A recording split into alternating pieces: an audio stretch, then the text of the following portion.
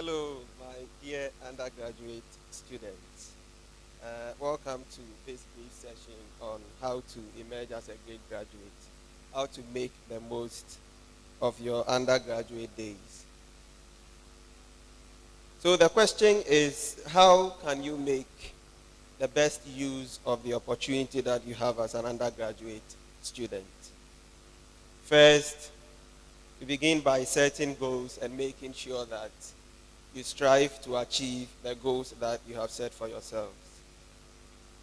Goals can be long-term, they can be short-term, but for the purpose of this session, we would like to agree that for an undergraduate student, your long-term goal is to be a successful graduate. And in light of that, the short-term goal would be to make sure that every semester you do very well as a student. And that brings us to the question, how to graduate with a good CGPA. CGPA is cumulative grade point average. Okay, so each semester, how you perform in exams is weighted. And at the end of your very final semester of the final year, everything is pieced together and the cumulative average determines the kind of class that you get. So that will determine whether you will emerge as a first class student, second class upper, or second class lower. We want to believe that that will be the last point for us. Okay, so how do we graduate with a good CGPA? First, we have to take our academic work one day at a time. What do we mean by that? It is not a good thing to pile up notes. You know, sometimes students would like to just wait until it is time for exams before they cram or, burn the candle and then ready themselves for exams. To be able to graduate successfully, emerge as a successful graduate, you need to make sure that you even go ahead of your classes, okay? You see, that is why you are usually given call. You try to read ahead of your class. Okay, and that will help you to be more attentive during lectures. And then one other thing you need to make sure you do is to familiarize yourself with your course content. I don't know how many of you do something with your course syllabus give you. You just, drop them somewhere and then follow your nose as far as lectures are concerned. That is not a good thing to do if you really have the goal of emerging as a great graduate. You need to make sure, you see, the course syllabus is where your lecturers make you aware of what you ought to focus on. The course syllabus gives you the objectives of each course. What you can hope to benefit from the course. It gives you the focus of the course. So once you work with your course syllabus, you will not miss out on the most important thing in every course that you take. Assuming your instructor does not give you a syllabus, you can go online. Now the internet has resources for the various courses. You can Google maybe course syllabus or course outlines for the particular course you are doing, and you will get other course outlines that can direct you as to what you have to focus on, so that once you take a particular course, you end that with the very salient or the core of the course. And that will be preparing you to be a great graduate in whichever field you are studying in. The other thing we need to do is to make sure we read extensively. And this still brings us to our course outlines. Usually, the lecturers would give you references to other materials, okay, other texts. You don't have to rely on only your notes from class, your lecture notes, or maybe a recommended text, okay?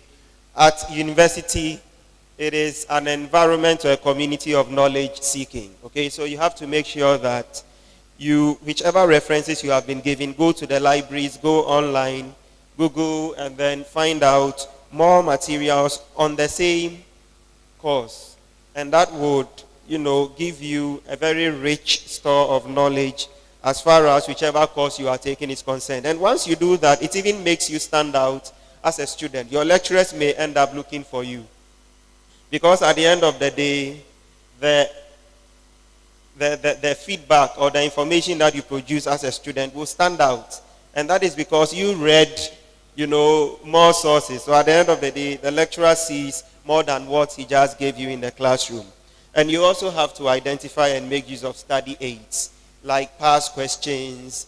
And the YouTube is also one very modern tool that can help students, okay? Whichever course you are doing, you have resources, videos that you can watch. Sometimes videos help you to grasp things better. So rather than the usual conventional ways of just following papers and then, letters and words, you can also see videos on the various courses that you are studying. And that will further, help you to understand and also help you to remember whatever you study. You should also know your course weights. See, that is one thing that if you really would like to graduate with a very good class, it's important for you to know what each course that you take weighs. As in, if you don't know this, every course is weighted. A course may be 2 credit hours, maybe 3 credit hours. Simply, this is how usually your final grade point average is worked out. Let's say if you take courses, each course is, let's say, 3 credits, okay? Each credit hours will also have some points allotted to it. So if you get, let's say, A in a particular course, and that has a grade point of 12, okay, at the end of the day, you will sum up those grade points and then divide it by the credit hours in total that you have, okay? So it's also important for you to know these things so that as you progress, you work out and you can tell whether you are getting close to first class or, okay, so that you know where you are and know how to actually gather your momentum and continue working hard. So it's important for you to know that. And if we have to get a very good CGPA and graduate with a very good class, it's also important for us to manage our time well. And time management is one of the very important things that every student must know how to do and do very well. Okay, so you should, for instance, make sure that you have a timetable and you go strictly by the timetable. Okay, not that you keep missing the items on your timetable. And you should also do what to avoid distractions. And one major source of distraction to students lately is social media. Okay, as far as possible, it's important if you cultivate the habit of turning off your data during lectures, because you never know, as and when messages drop in from WhatsApp, they take part of your attention and you may miss some very important things in class. So there are many other distractions you can avoid, like, relationships with the opposite sex and, these love relationships and things like that. Once you know that something actually diverts your attention from your studies, something prevents you from being able to work strictly with the timetable you have, you should know that that is a distraction that you have to get rid of. Now, another thing, in addition to setting goals and achieving them, that we can do in order to emerge as great graduates is to leverage opportunities. There are many opportunities in the university environment which you ought to be aware and take advantage of. Now, first is acquiring and developing skills. You see, aside from your academic work, you have opportunities, for instance, to learn how to use the computer to do a whole lot of things. So that is computing skills. That has become one of the essential things even in the corporate world now. So that is an opportunity to develop your computing skills. The universities have computer labs to help you, and then you may have some mates who are also very savvy with their computer. So you make sure that you take advantage of all these things. You may also meet, let's say, students who have some special kind of skills. Okay, let's say in weaving and, so many things that you can, do to get extra money. There is one student who made the airwaves lately because she was doing very well in doing manufacturing bags, and that started from school.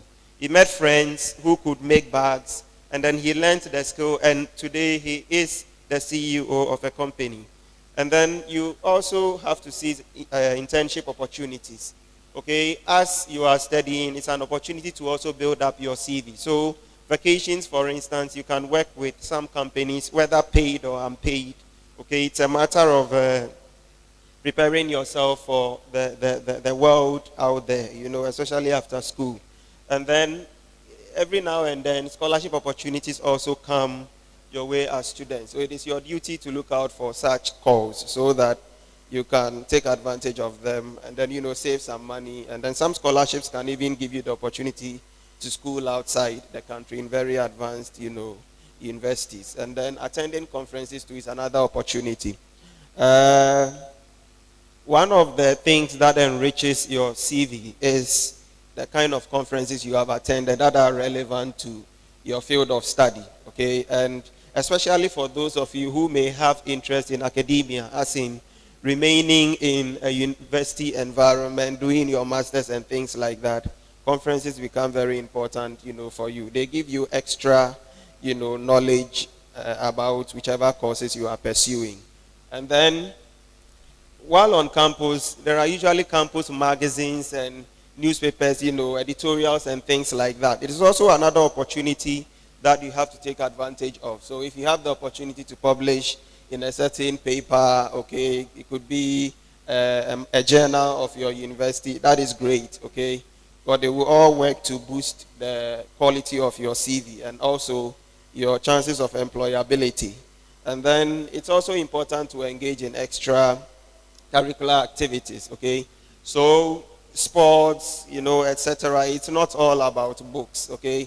Especially for those of you who may want scholarship, to study abroad, after school. Some of the things that they want to see on your CV and some statements they ask you regard extracurricular activities. Oh, have you been able to, win some awards in sports, okay? And, many other, extracurricular activities. So clubs that you belong to and all that. So you have to make sure that, you take advantage of them. Even if you can, handle student positions, with your book, it is good for you to take such opportunities, okay? And regarding opportunities, you could also take advantage of opportunities that help you to develop your career, okay? Like workshops and, special trainings and all that. And then again, too, especially for those of you who would like to school, in other universities for your second degree and third degrees. Yeah, sometimes one of the requirements for schooling outside is proficiency. So you may want to take some professional exams and, things like that, like GRE and, TOEFL, SATs and the rest. So you need to explore and get to know those that are relevant to your field. Now, the last thing that would like to talk about, which will also contribute to make you a great graduate, is cultivating an interest in culture, okay? Investment culture. And what do we mean by this? There are other things you do aside from being religious in the way you take your academic work. There are other things that ensure that you prosper, that ensure that you do well as a student, okay? And one of the things is investing in God, okay? Campuses have campus fellowships.